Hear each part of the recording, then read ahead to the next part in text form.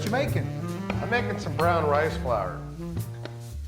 And what we're doing is we're gonna make some brown rice flour and vermiculite cakes for growing mushrooms. Awesome. And the reason we're using these for a substrate is people will be able to do this without having to use a pressure cooker, or they can still use a pressure cooker, and it's just an easy method. But it saves them a lot of money to get started. Yes, because they don't need a pressure cooker with this method.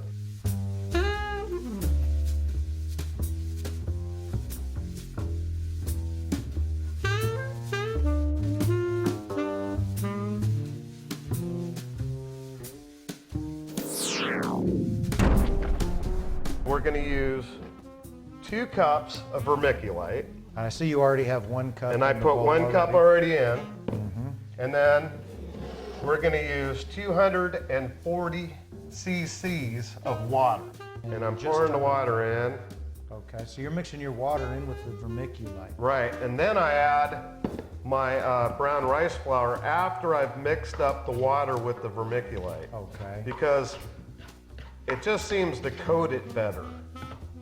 And you just mix up the water with your verm real nice, and you get it moist, and you just mix it around a little bit. And this will make 5 half-pint jars worth of substrate. Okay. So, just mixing it up good. And now that I have the vermiculite and the water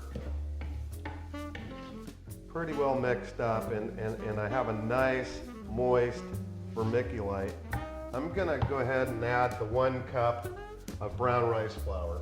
Okay. So I just spread it around in the bowl. And then we mix that in really good. And what it'll do, Mark, is it'll make it a real light, fluffy substrate. And we'll get it mixed in really, really good so that the flour is coating all of the verm. And verm is a nickname for vermiculite. We have our vermiculite and our brown rice flour really well mixed. And it's really fluffy and airy, and it's got really nice moisture content. You can see that it's damp. So what we want to do is start filling our jars.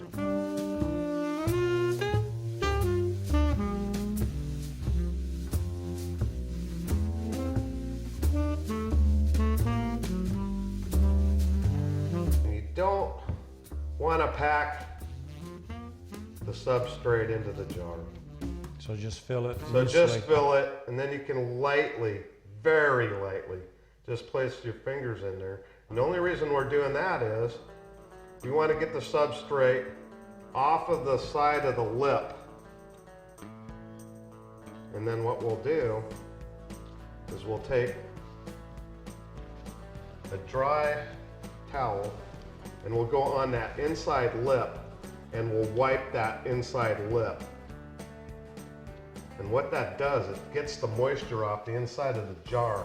And a lot of people get contaminations because they don't do this.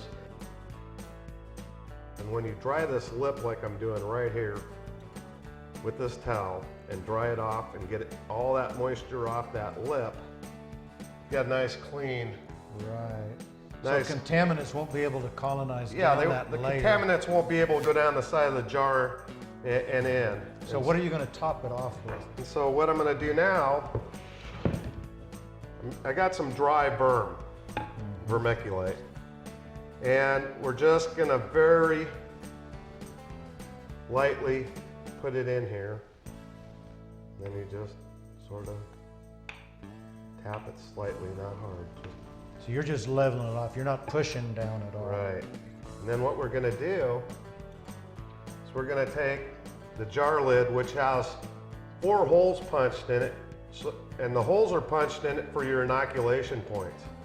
And you're going to put the lid over the top. And I see you use rubber side up. And what you do, you can either use masking tape and put over the holes, or you can use microspore tape like this and put that on. The micropore tape is the medical And it's a medical tape.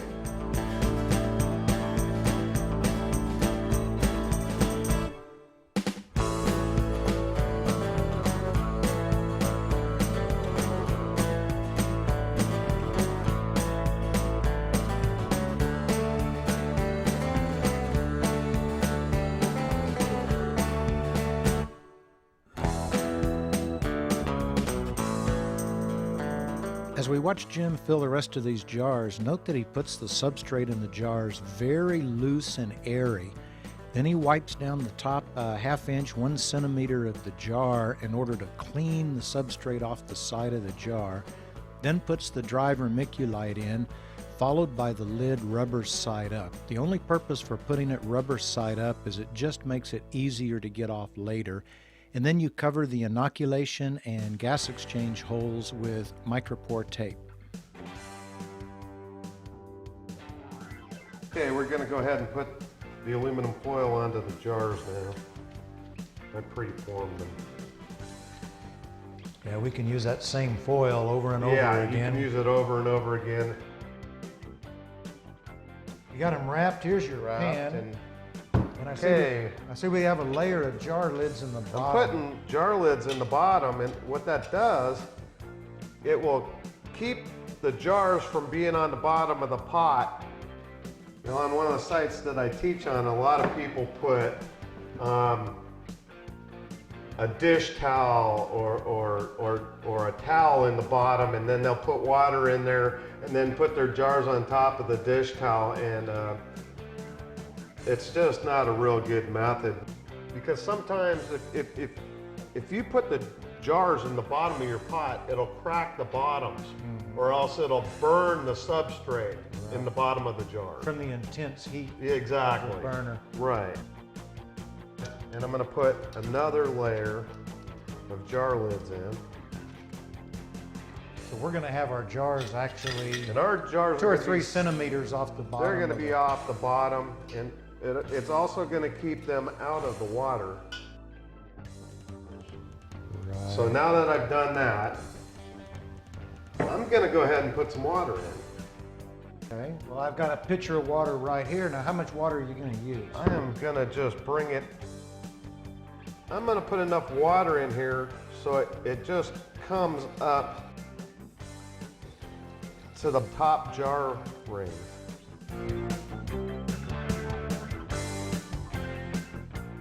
The important thing to remember here is the jars are completely out of the water, and that's a really good idea.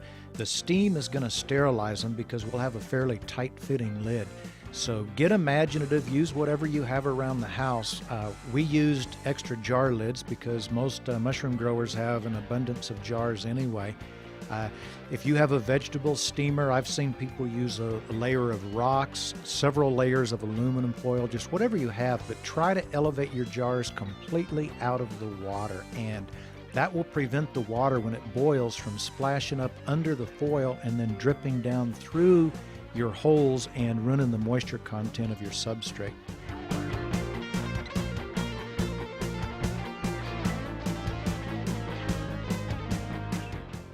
We're going to put this kettle on the stove now and turn the stove up on high and bring the water to a full boil.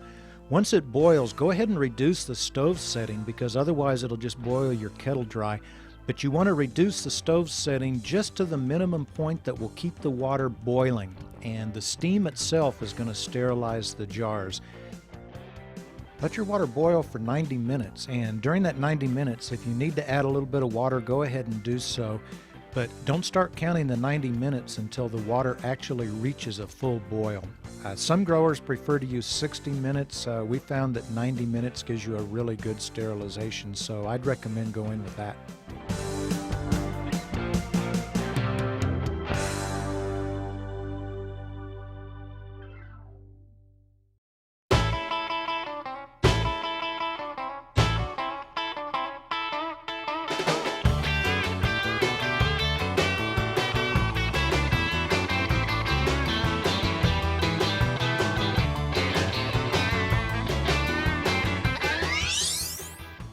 You're going to see in this next section that a glove box does not need to be fancy at all. Jim is going to be inoculating these jars with my glove box, which is nothing more than a plastic storage tote with holes cut in it for your arms to go through.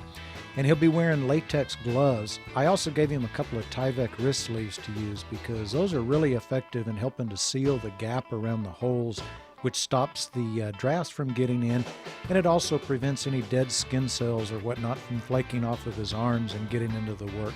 Let's watch.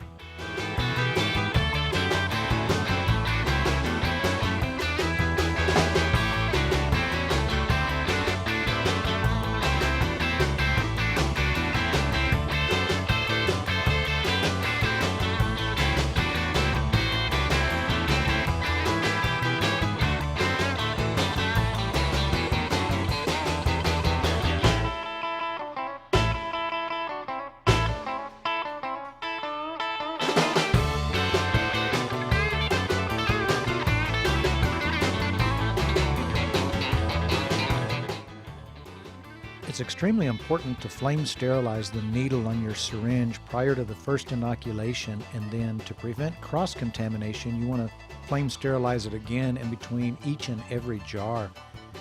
The funny thing is, this day, with all these bright studio lights we had set up, Jim couldn't even see that the flame was lit, and in fact, he's looking over at it going, "Hey, is that thing lit?"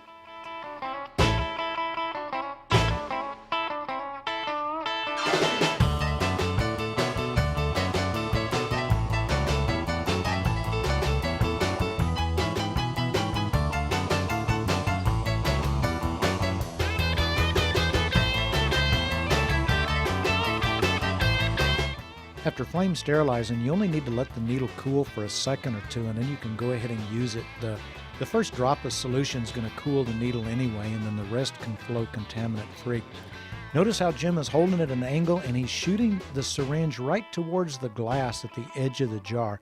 This way you can see the inoculant enter, and also as it starts to colonize, you'll see right away if you have healthy mycelium or a contaminant. So it's always a good idea to inoculate towards the edges rather than in the center of your jar. And this exact process will be repeated for each of the other 4 jars. Jim will flame sterilize between the jars. There's no reason to flame between holes of the same jar, but don't forget to flame sterilize between each and every jar. This prevents cross-contamination.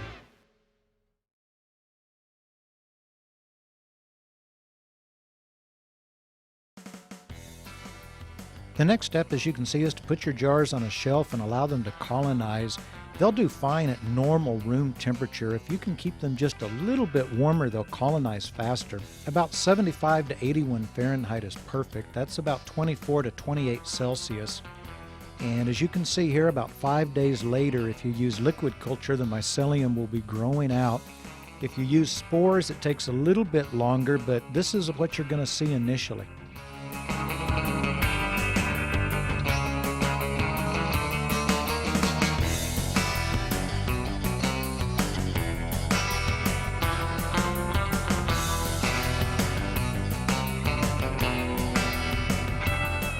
The last picture we saw was what it looks like when everything goes as planned. In this picture, you see what it looks like when things go not as planned. This is trichoderma, the forest green mold, and it's the bane of mushroom cultivators everywhere. You're going to learn to hate it. There's no saving these jars. When you see this, you have to toss them out. If you need to save the glass jar itself, you need to throw it into some boiling water for about an hour to kill the mold before you open it up, because if you open these jars up in your house to dump them out, you're going to spread those green spores everywhere. They're very sticky. They'll stick to you, your clothes, your hair, and then you'll carry them into your grow area, and that will simply ruin your future projects. So when you see the green mold like this, the answer is to toss it out. Boil the jars in water for an hour, dump them down the drain, and start over. Better luck next time.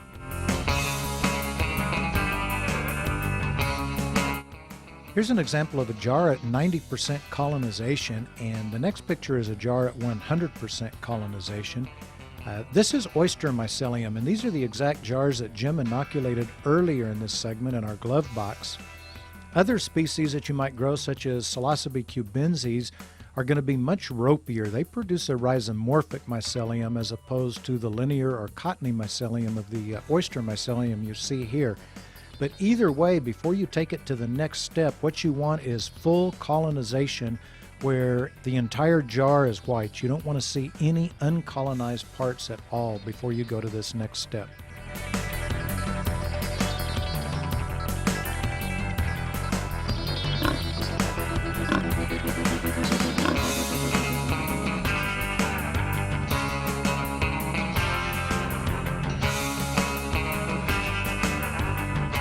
In this next section, we'll be building a small terrarium to put our cakes in, and the idea is very simple. All we need is an enclosed area that'll hold a high humidity and still allow plenty of fresh air. Let's watch.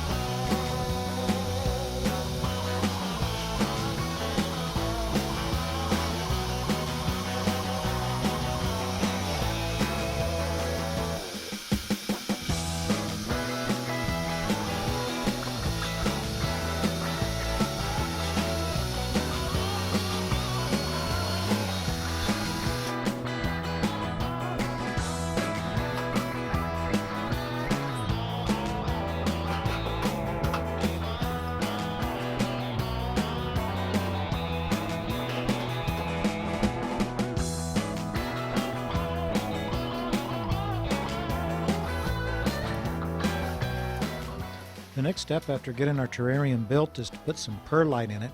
Perlite is an excellent means of humidifying a terrarium. It works by having a very, very large surface area.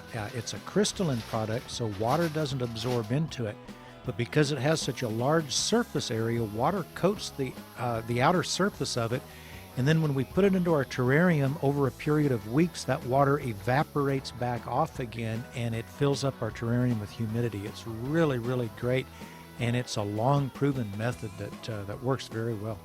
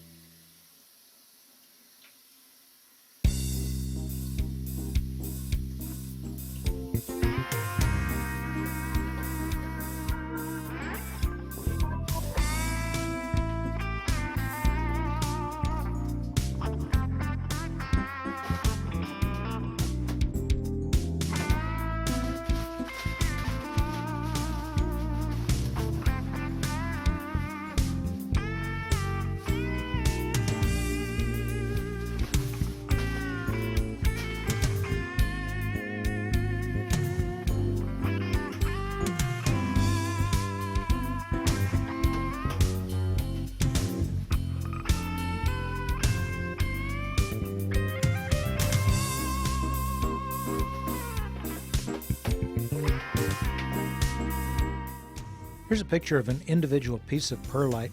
This piece is only about maybe a 1/16 of an inch in diameter, about 1 millimeter.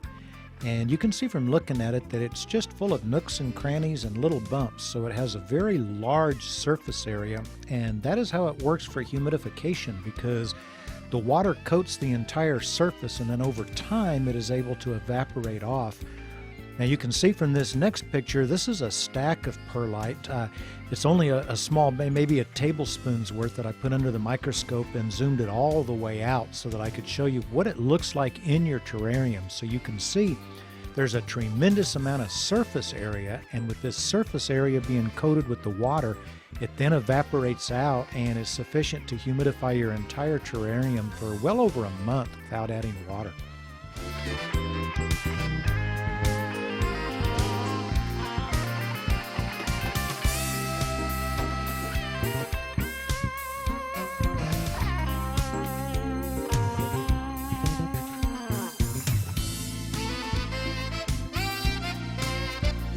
You want to spread the perlite out, and you want to make it about 4 to 5 inches deep or so. As you can see, it's about the depth that my hand is if it's turned on its side. Don't pack it down. You want it nice and loose and fluffy and airy so that you've got the maximum amount of surface area exposed, so it can do its job evaporating. And here's what it looks like when you get it full of cakes. But I'm getting ahead of myself a little bit. I want to show you a part that I filmed earlier with a different terrarium, and it's what we call birthing and the dunk and roll tech.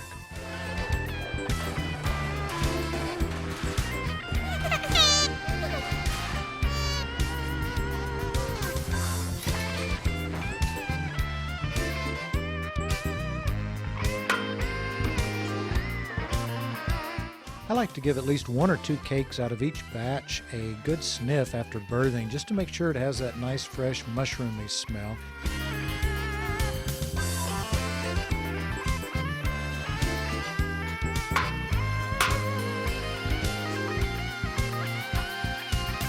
Well, as you can see, birthing is a pretty simple process. I like to take the vermiculite barrier off. Some people go ahead and save it and use it over again, but the way I look at it, it's been exposed to the elements, and that's been our filter. So let's go ahead and scrape that off. Vermiculite's cheap. We'll use more later.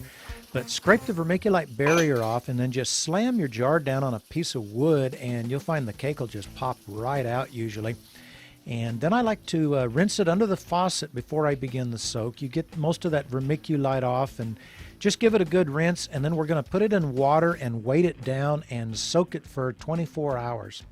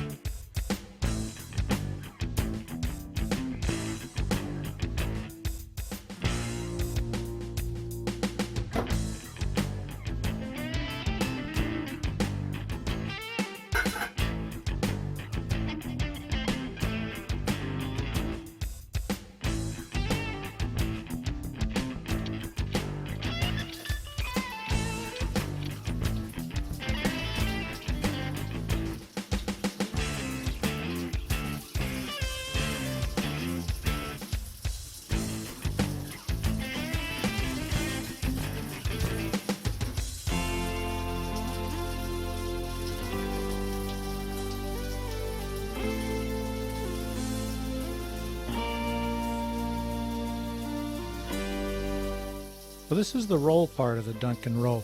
After the 24-hour soak, we're going to take our cakes out, rinse them well under water to clear off any bacteria or whatever that may have grown on the surface.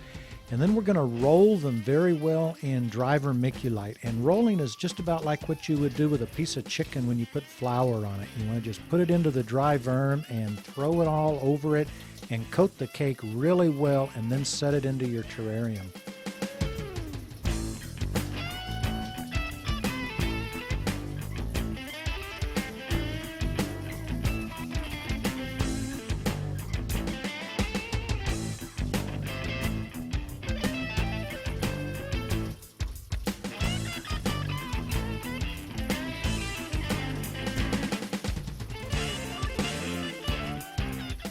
Now, vermiculite's a mineral, so it doesn't really harbor any kind of contaminants, but you never know what might have landed on it. So before you roll your cakes in it, it's probably a good idea to put it on a cookie sheet, and you can just stick it in the oven on about 350 or so for half an hour, and that should be sufficient to kill off any mold spores that may have just landed on it.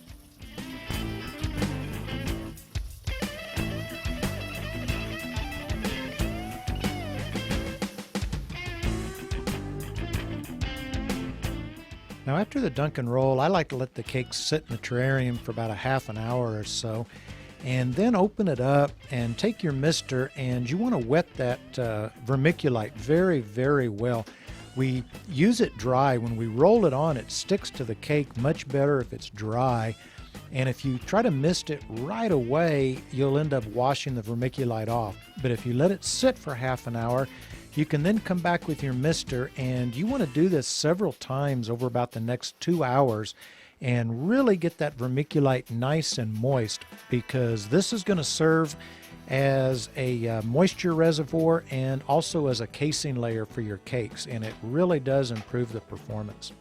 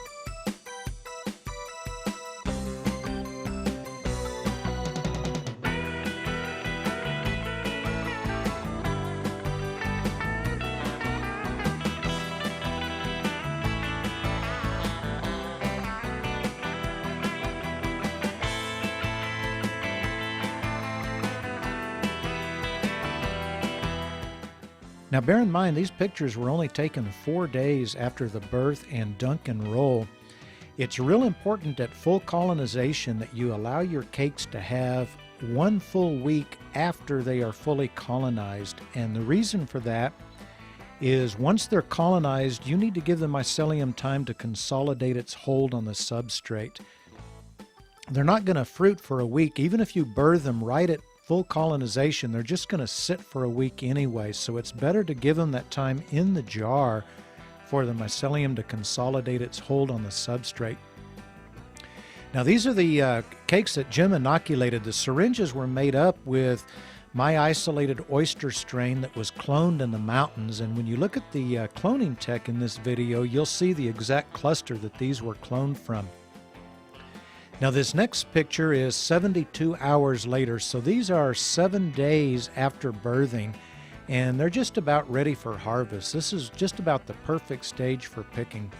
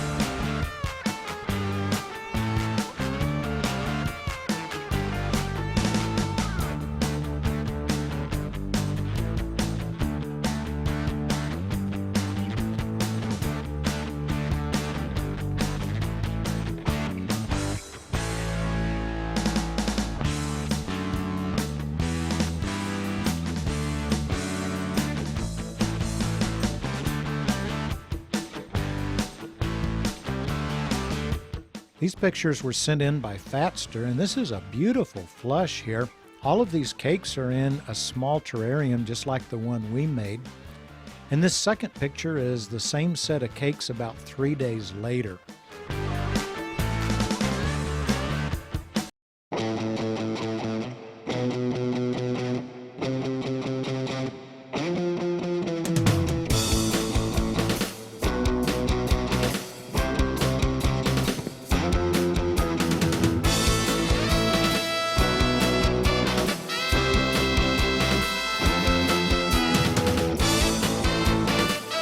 And this picture is one of Fatster's cakes from the terrarium removed. You can see here these cakes are double stacked. What Fatster does is he takes 2 of these half-pint cakes and stacks one on top of the other, and then puts a layer of vermiculite on top of those that he can then pour water into to keep them hydrated. The secret to growing a lot of mushrooms and to getting good size on your mushrooms is making sure that you're able to give them plenty of water, so remember that.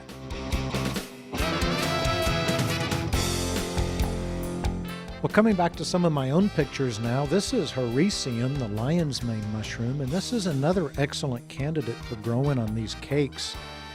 As you can see, the one that found an opening and grew out through it looks much better than the ones on the inside.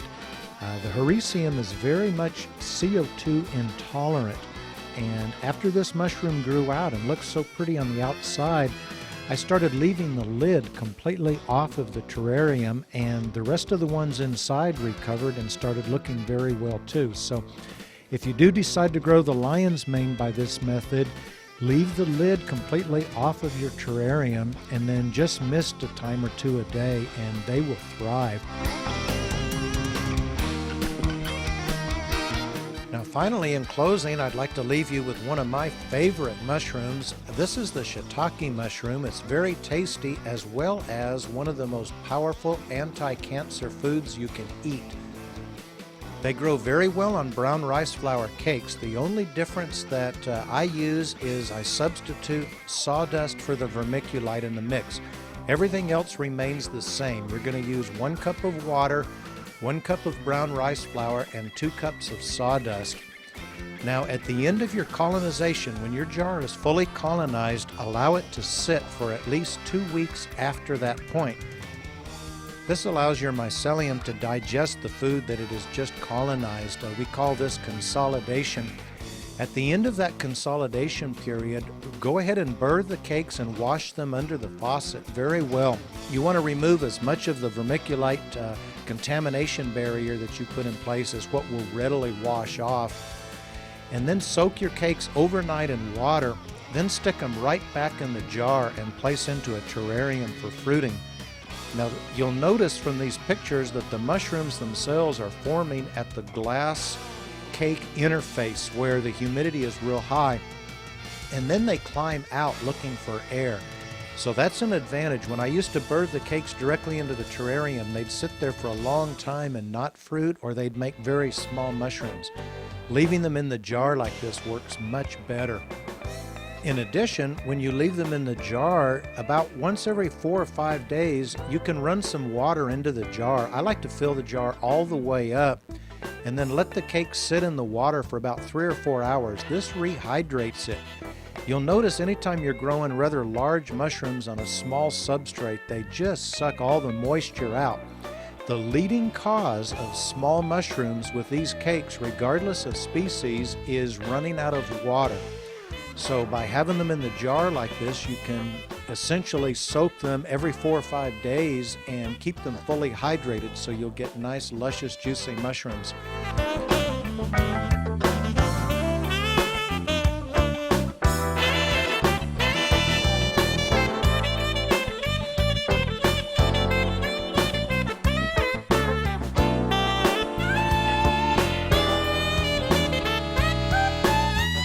Also, I'd like to point out, in addition to the information contained in this video and some of the excellent books on the subject, there's also some very good online mushroom forums where you can go to and read up. People will share their pictures and their information and techniques, and you can also ask questions and get them answered.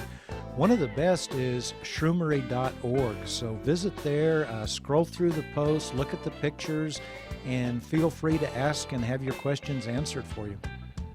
Happy mushrooming!